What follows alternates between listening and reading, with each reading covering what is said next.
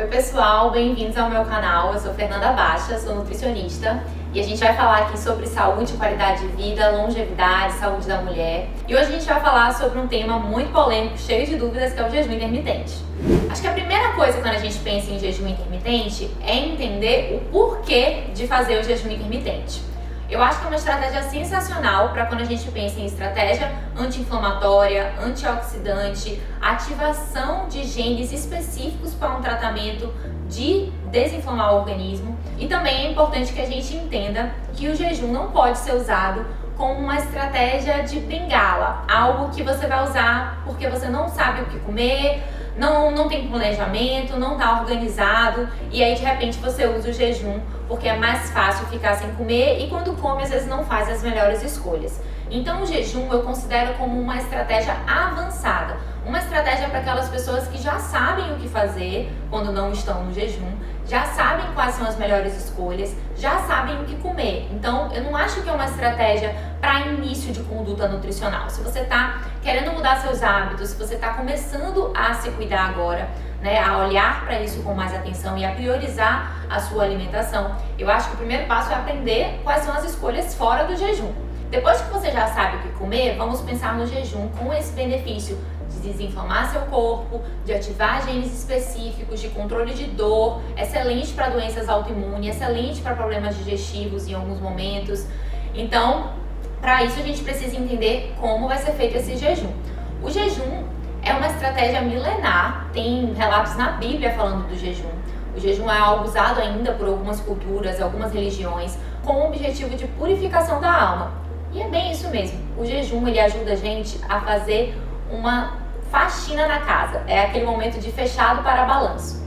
Eu estimulo normalmente um jejum de pelo menos 12 horas, que é relativamente intuitivo, uma coisa fácil de ser feita, muitas pessoas fazem até sem perceber, que é aquele padrão de jantar 7 horas da noite, comer 7 horas da manhã. Então é mais acessível, é um jejum que normalmente não se tem muita dificuldade para fazer. E eu acho que é o primeiro passo para o jejum, porque é um repouso digestivo.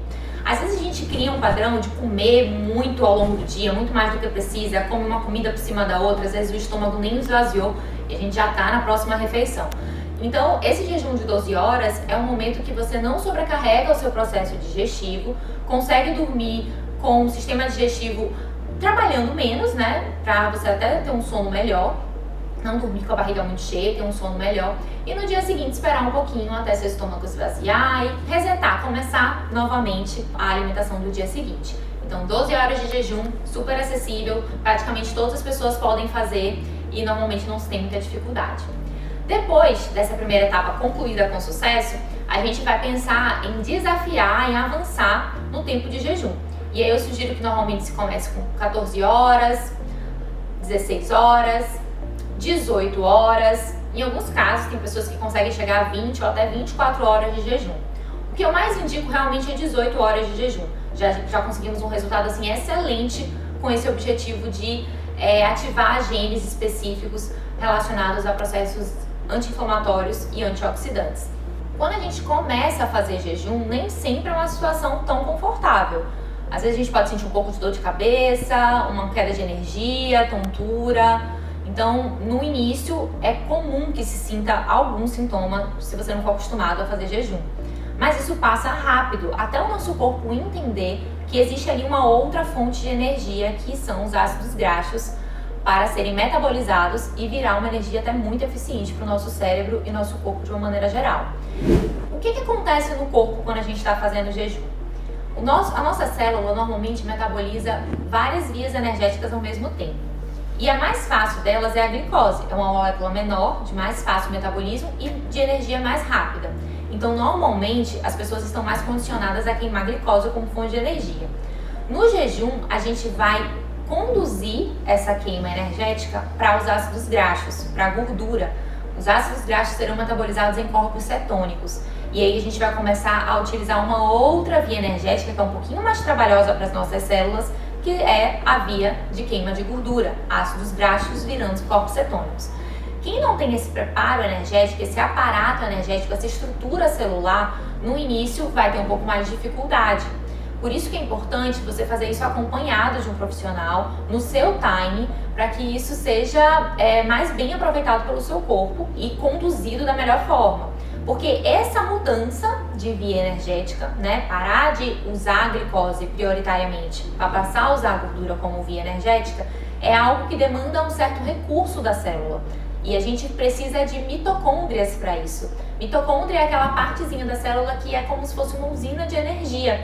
É onde vai queimar nosso substrato, né, sendo carboidrato ou gordura, para virar o ATP, que é a nossa energia que a gente usa para realizar todas as funções do corpo. Só que a gente não acumula ATP, a gente acumula carboidrato em forma de glicogênio no músculo, no fígado, e a gente acumula gordurinha, né, muitas vezes subcutânea ou até mesmo visceral.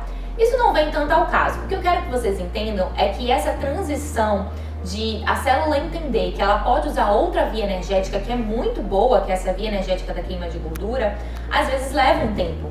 Então, esse mal-estar que as pessoas sentem no início do jejum é justamente esse período de adaptação celular. E para isso, o profissional que está te acompanhando vai conduzir seu corpo a ter uma melhor biogênese mitocondrial, que é uma fabricação de novas mitocôndrias, que é justamente a ferramenta que a célula usa para queimar essas vias energéticas. Muitas pessoas acabam usando o jejum de uma maneira totalmente errada. E são pessoas até mesmo com sobrepeso, obesidade. E aí fica aquele dilema, aquela dúvida, tipo, jejum emagrece? Mas eu já faço jejum há um tempão e não perco peso. Eu tô aqui no efeito platô praticamente, né? Não saio do lugar. Mas é porque tá fazendo o jejum completamente errado. Então, foi o que eu falei. As pessoas precisam saber comer para saber fazer o jejum. Então, saber fazer jejum não é para qualquer pessoa. Existe essa adaptação inicial e existe a necessidade do nosso corpo estar bem equilibrado. Porque o jejum, ele pode ser uma privação calórica, mas ele não pode ser uma privação de nutrientes. Para o nosso corpo rodar, para a célula trabalhar, para tudo girar, é preciso nutrientes, é preciso micronutrientes de qualidade. Então, você precisa estar bem nutrido. Então, pensa comigo, se você tira tudo, fica sem comer, o seu corpo está vivendo na escassez. Ele está vivendo numa situação tensa, numa situação de pobreza nutricional. Então ele vai acumular gordura porque ele não sabe quando é que vai chegar a comida novamente, está tudo sem funcionar direito e acaba retendo gordura, então não funciona para o emagrecimento nesse caso. Então, para que o jejum surta um efeito bacana em todos os sentidos, inclusive em emagrecimento, é necessário que você esteja bem nutrido. Então, a dieta no momento da alimentação, né, no momento que você está comendo, tem que ser muito bem alinhada, rica em micronutrientes, em vegetais, em frutas, em proteínas de boa qualidade. Então, isso tem que ser observado. Um outro ponto que é bem polêmico e surge dúvida é, eu vou emagrecer no jejum, legal, mas eu vou perder massa muscular? Eu vou perder músculos no jejum? E não, isso não acontece na prática, a não ser que sua dieta não esteja bem regulada. Mas se você faz atividade física, você tem um corpo em equilíbrio metabólico, né? Seu corpo funciona bem, recebe nutrientes no período que você não está em jejum, você não vai perder massa muscular. Isso não ocorre na prática. Agora sim, a perda de gordura é bem legal e normalmente é um dos objetivos que a gente visa quando implementa a prática do jejum intermitente. Eu não recomendo que o jejum intermitente seja feito diariamente. Normalmente eu sugiro que seja feito 2, 3 vezes na semana, até uma vez na semana, com o principal objetivo de resetar esses genes que geram mais inflamação, de ativar como se fosse um reparo tecidual, um reparo celular. Então, de 2 a 3 vezes na semana atende bem esse objetivo e pode ser feito do horário de jantar até o horário do almoço, né? Se você janta às 18 horas, você poderia se alimentar novamente no outro dia por volta de meio-dia. Tem gente que prefere realizar o café da manhã. Eu amo meu café da manhã, não quero deixar de comer meu café da manhã, é o momento mais legal da minha alimentação do dia. Então, para essas pessoas que preferem o café da manhã e não se importam tanto com o jantar, a gente pode mudar esse padrão. Então, a pessoa se alimentaria de 8 da manhã às 15 horas da tarde, por exemplo, e começaria o jejum no período do final da tarde para o dia seguinte. Acaba sendo mais fácil a gente fazer o jejum no momento da noite porque a gente está dormindo, né? Então, acaba que a gente tem menos necessidade de se alimentar nesse período.